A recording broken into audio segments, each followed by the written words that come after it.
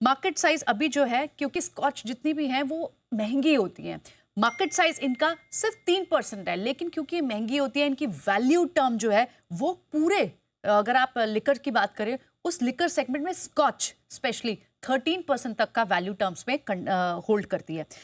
United spirits पे कई सारी इस वक्त ब्रोकरेज हाउसेज हैं, रिपोर्ट्स हैं जो पॉजिटिव हैं, क्योंकि स्कॉच पर ड्यूटी कम होगी, लिकर कंपनीज का कारोबार बढ़ेगा, टैरिफ घटेगा, इंपोर्ट कॉस्ट घटेगी, तो ये कहीं ना कहीं इनके मार्जिन से प्रेशर घटेगा और ये वॉल्यूम में काम कर सकती है, यानी थोड़ी सस्ती हो जाएगी अगर लिकर, तो लोग ज़्यादा खरीद पाएंगे। अगर एक एवरेज अगर आप यहाँ पर फिगर कंपेयर करें तो